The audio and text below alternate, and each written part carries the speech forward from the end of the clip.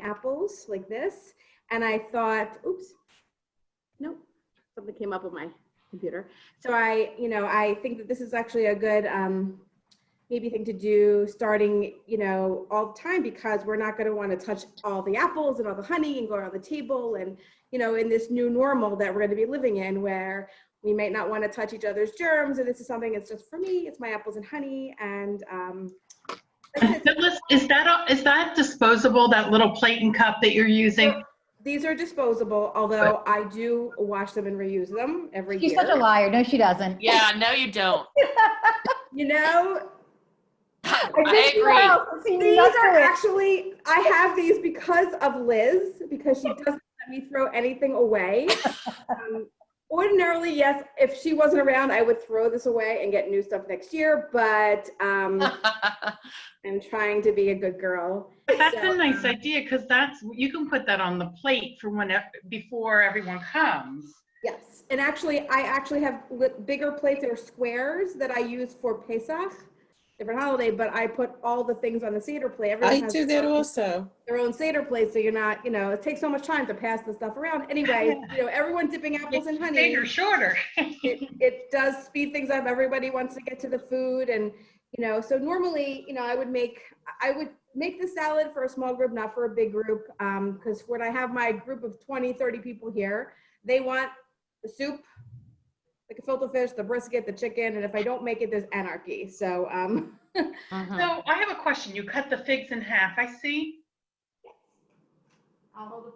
It's a little gooey because it's got honey on it, but I cut it in half and I mix it with olive oil, honey, salt, and pepper, and then I roast them this way so the skin side's up. Okay. 10 minutes, and you throw them on your salad, which I've also mixed with honey, lemon juice, and olive oil, salt, and pepper. So if you wanted to stretch it, because I know figs are probably expensive, you could then cut it into quarters if you. Absolutely, cut it into quarters. The cheapest I've found the figs are at Trader Joe's, so that's where I go. So that's my recipe, and of course you can see my table for two. This is going to be where Larry and I are going to be having Rosh Hashanah dinner. Just the two of us, and that's it. Yay! Thank you, Phyllis. That was great. Thanks, Thank Phyllis. Thank you, Phyllis. Thank you, Phyllis. Welcome. Bye. Who would like to share next? Well, I will share, but I don't have something as much as elaborate as Phyllis does, of course. But I am the older one, so. right, yes, you're much older than me, so I'm not there yet. So anyway, so usually, I have, huge amounts of people at my house for Rosh Hashanah. If I'm not at Phyllis's house, she's at my house. And so I'm actually very happy to just be cooking for the five of us this year. It makes me very happy. So since the pandemic has started, we have started making challah together. I've never made challah beforehand. And so this is like the new family tradition. So I can show you that I've already made my round challah. And the chocolate chips in our challah. Yum. And also for the holiday, it's nice because it'll be nice with the treat and everything. So we're, I don't know how it's going to go with the honey, but that's one of the things. And then one of the other things I always make, only make it on a holiday because I have people coming, is the salad with avocado, tomato, and hearts of palm. Nobody in my house will eat it except for me. So I only make it when I have company over. So here it is. It's delicious. And so it's really, and a lot of people put red onion in it also. And then I like to make it with mayonnaise, lemon juice, salt, and pepper. But you can also actually make it with like red vinegar. So, but those are my like basic ones. But the stuff that I make for like my family, I'm not allowed to share those recipes because we've been making, like I make my grandmother's meatballs that I've made for years that obviously she made and my mother made. And so it's been passed down and, we're not allowed to share that recipe. And then we have a recipe from the Schachter side that we call it Aunt Maddie's chicken. There is no Aunt Maddie, but we all make that chicken also. And there's Yeah, not allowed to share that recipe either. There's a couple we can't share, Michelle. Right. So, but yeah, so I'm kind of looking forward to the holidays and, just being, the five of us. So it'll be fun. That's it. Anybody else? You don't have to show us your food. You could just explain us to your food. Anybody else? Liz? Want me to go, Bonnie? Would you like me to go? Yeah, sure. Okay, so I sent in 2 recipes for desserts. The first one that I sent in was a recipe from the Second Sisterhood Cookbook, and it is a honey cake recipe and happens to be Clarine Weinberg's honey cake. I've been making it for years, and it is the moistest honey cake that I've ever had. So it's really great. And what's nice is if you need it to be even moister, there's an optional orange sauce that you can put over top of it. Good. It's really dark. It's made with coffee, strong coffee. It's made with, with honey and of course with the orange juice. So it's very sweet. And it's easy because you can make it ahead. You can even freeze it actually. And the other cake is another cake, and it's my friend Carol Bress, and I don't know if any of you know her. She does not belong to Bethel. She belongs to Coahumet, or she did belong to Coahumet. And when they first started, they didn't have a synagogue. And because they're Reconstructionists, they would have like on a Shabbat that people would bring things. Well, Carol, as far as I'm concerned, could open up a bakery. She is like a professional baker. And always when I want to know something to bake something good, I turn to Carol. And she doesn't make just one dessert. She makes for the holidays, and I don't think, well, maybe this year she will. But now that her family's grown and not everyone's there all the time, she makes 4, 5, 6 different baked things. And this is her apple cake. And I make it in a tube pan, and it's really delicious. I make sure that I put it has a layer of apples in the center. I always make sure, not as much sugar, but I use a little extra cinnamon. It also has a little orange juice in it, so it keeps it moist. As much as some people like chocolate cake, and I do like chocolate cake, though as I've gotten older, I prefer simpler cakes, and this is one of my favorite cakes, and it's great for Shabbat and it's great for the holidays because of the apples. But one of the things I want to mention is, and actually it's in front of me. Hold on, I'm going to move. I was looking at what to make for vegetables, and because I'm going to Barry's house, and I always make my meatballs.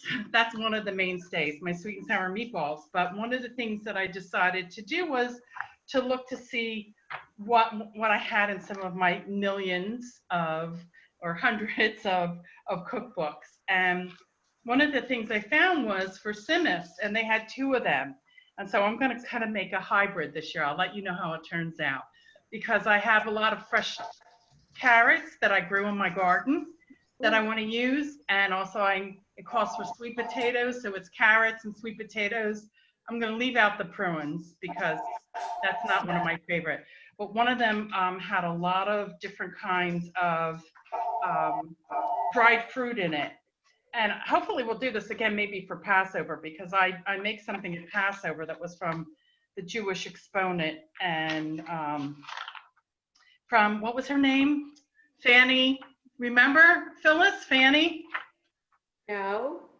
You don't remember from the exponent? She used to be the... Fanny Furtick. Huh? Fanny Furtick. Yes. F-E-R-T-I-K, yeah. I still have some of her recipes put aside. Right. So she used to be the one that contributed to the recipes every week. And so I make this fruit pudding for Passover, and it's made with the, and I'm sure I could improvise and figure out how to make it even now without making it with matzah meal flour, but with regular flour. It is absolutely, it's dried fruit and fresh apples, and it is absolutely delicious. So I will let you know when I do this, how it works out. I'm going to drop the prunes from this. I'm going to use carrots and sweet potatoes. It's orange shoots and honey and cinnamon, a little margarine in it. Where And the apricots? one of them also said to put it, the other one was it used butternut squash. So that sounds good too. It does. And then dried peaches, dried pears, dried apple rings, and they have pitted cherries in this. So I'll see what I decide to do, which one, or if I make a combination. Sounds good. You can ask Barry. Well- I did okay. After this, after we've spoken about all of these recipes tonight, if you would like to share your recipes, please send it to Women of Beth El. Did you unplug it? We I sent mine. sent to our email. I know, Bonnie, that you did. You might have to But, retype it just because And I will compile it and send it to all of you afterwards. So Thank we'll you. we'll be able to share all of these recipes then. Anything you send us. Yes. Great, thank you very much. Okay. I would like to share a recipe. It's not my recipe. It's actually Rose Koretsky's recipe. It's called Rosie's Chicken. It's Oh, I've become eaten it. It's delicious. become a family favorite. When I don't make it, I get yelled at. And it's basically a combination of honey, barbecue sauce. Hold on, you want me? I can get the recipe if you want me to. Hold on. So it's basically, you make a marinade out of all of these things and you heat it, cook it uncovered, 2 or 3 chickens. I mean, I'm sure you can do it with 1, and cook it on 400 for about an hour. The skin gets very crispy and it's sweet and it's delicious and it's perfect for the holidays. And that's a good recipe that if you're not Here, you want having me a to tell lot you of the people- recipe? I have the recipe. It's honey, soy sauce, ketchup, garlic powder, ginger, brown sugar, and barbecue sauce. It's delicious. And it's delicious. It's in one of the Sisterhood recipe books. It's actually in the last Sisterhood book we had, the Right. one from the, The yellow one, no, Yes. it's I mean, the the most gray recent one? one. It's this one. Put the loose leaf. the gray one. No, it's this I one. don't have that book. Oh, I have that. I I have think. that too. Michelle, do you use chicken on the bone or chicken cutlet? Chicken on the bone. Chicken on the It comes bone. out much better with chicken on the bone. I've Because you tried want it the with skin to get cutlets. crispy. Yeah, with cutlets. It does, if you cook it long enough, it kind of does get a little crispy, but you can baste it, it's really good. My lights flickered. I might And be it gone. sounds simple. It is. It It's is. very simple, but it's delicious. Very delicious. I'm into simplicity these days, so Well, that's if you're that. cooking Anybody for else 20 like to people, share? you need simplicity. Anybody else like to share? I have a very simple recipe. I send it to you, and it's like, I think maybe 5 ingredients. It's an applesauce cake, which is like all benefit, 0 effort. It's the best items in life. So it's like you basically just dump a thing of applesauce into a bowl, and you include some brown sugar, and I think some butter and some flour. I think it's really like that, and maybe some baking soda. I have to look at. I sent the recipe to Michelle and Debbie, so they'll include it. It's called the applesauce cake. And if you want a really easy, fast cake that will be delicious and everyone's gonna like it, that's a great one. I also threw in my mom's apple pickle recipe, which is famous, and it always gets like inhaled. So I highly, if you are willing to put in some of the labor of just chopping up all the Granny Smith apples and kind of using a bunch of egg whites, you're good to go. We also have a tradition in our house. We're vegetarian.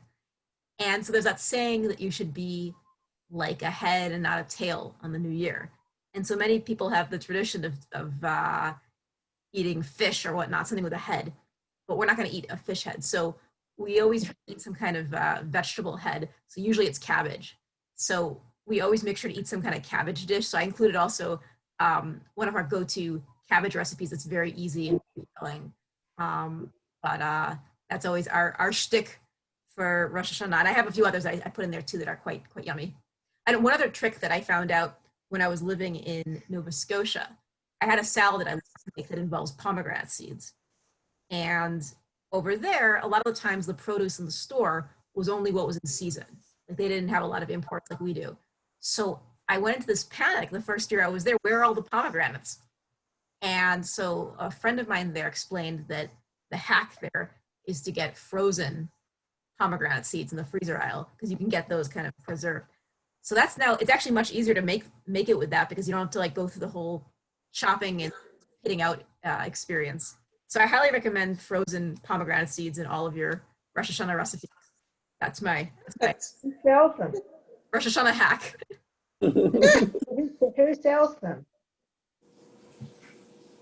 What's that? Anybody else? I said, who sells them? You know, where do you say? Oh, Yeah, where do you get them? Right. If you go into any, you should be able to get it in most freezer sections of a regular supermarket. So you get them in like a freezer bag and they obviously keep for a long time and it just makes life a lot easier. It's like when I discovered chopped onions in the freezer section, it was a game changer. Never going back. So Marion, are you there? I'm here. Do you have a recipe to share? The only thing that we have every year is the pineapple kugel from Sisterhood. Which I is have to make delicious. the pineapple kugel. Yeah, Who used that's to make delicious. that? Whose Reva recipe? Kaplan. Reva Kaplan's pineapple kugel Is is that great. the sisterhood one? Yes. Yes. And I Yeah, can it's do it by excellent. heart. I think, It's I excellent. think I still have all the sisterhood recipes Right. from catering that you had given me once. It's just delicious. Bonnie, It really, I it really think is that's good. also That's, in the that's my cookbook. favorite kugel, Marion. Yep. It's Yeah, really it's good. carved, that's why it's great. It's And carved, right, right. Well, yeah, Well, you could make it dairy if you wanted to. right. No, it's a very forgiving recipe. Right.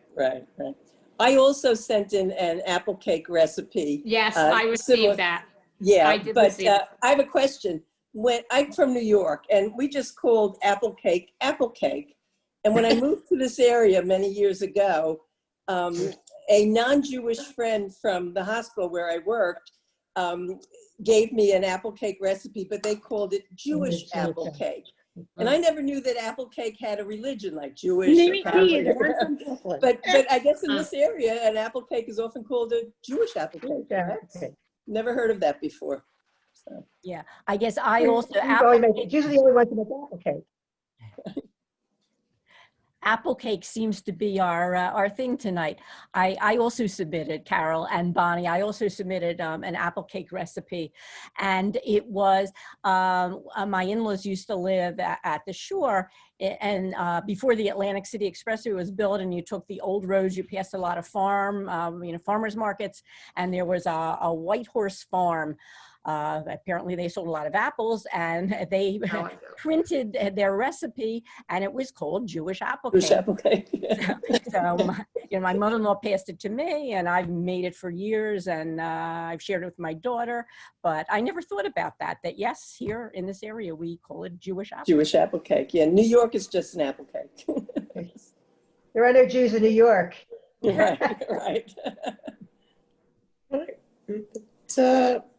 So how does everybody feel about this holiday being sort of isolated and not with a lot of family and friends? I know I usually have between 20 and 30 people at my Rosh Hashanah table, and I think we're going to be 6. So how does everybody feel about that? Well, we're fortunate. We're going to go up to visit. We were originally supposed to go to Massachusetts to visit our kids and grandkids. And that became not a choice because there was schools in session. And the kids will be in school. My son-in-law will be teaching one day down at BU, and it just wasn't an option. So instead we're going up to Bethlehem, to Lori and Eric's. They don't go anywhere. They don't go into stores or anything. And so that's a safe place for us to be. So that's where we're going to be for the holidays. That's nice. We'll be with a little bit of family, which is nice, yeah. And they're in Bethlehem, Pennsylvania, so not too far. you know, Strange, what we did at Passover is we did a Zoom And you could do a Zoom during Rosh Hashanah, even Yom Kippur, when we have break fast, where you connect with your family that's not nearby. We're doing that. And for the first time, we're going to have our family from Seattle actually joining us for Rosh Hashanah dinner, which will be, so it's an opportunity in a sense, even though we're each of us sort of sitting alone in our homes, but we can get together at least virtually. Yeah, it's basically the only option we really have. So, no, it's good though. I enjoyed our last Zoom with all our family, and it was great. Sometimes when I'm having dinner, I Zoom with my son, and we will eat dinner together. So it's pretty nice, and that could be on a regular basis. So it's good. It's good. I was gonna say it's a great thing. It's hard this year for me, definitely, because I have like an aunt who's very old, and I'm sad that I can't be with her. And I'm sad that I'm not going to be, as an only child, marrying into the Schachter family was a big deal for me because it was the first time that I got to have siblings, and they're all really important to me. So, I do feel a little sad that we're not all going to be together. Michelle will really miss me. I know she will. But I'm going to take this time to really just take stock and realize how much I appreciate everybody, and how much I'm going to look forward to hopefully next year when things can be back to a new normal. I know my mother-in-law lives in Ann's Choice, and we see her, we go outside in the garden and we visit her, but she's not going to be able to be with us. And especially this year with Alan passing, it would have been really nice for her to be together with all of us. And I feel sad about it. I do. I'm not going to tell you that I don't, but there's really nothing we can do. We have to safety first, and next year we'll all be together, God willing. One thing that I'm finding is that for a Zoom dinner, you have to worry more about the food being photogenic, which I never cooked before, where people waited long enough to take a picture of it or actually look at it. They just started eating it. So it's a little bit of a different mindset too. Maybe Phyllis could come over and set all our tables.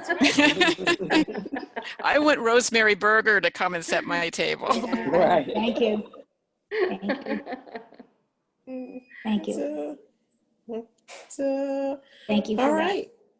Okay, so I'm going to compile all these recipes, and even if you didn't talk tonight and you want to share a recipe with us, send it to the women of Bethel, and I will put it all together for you and send it all out.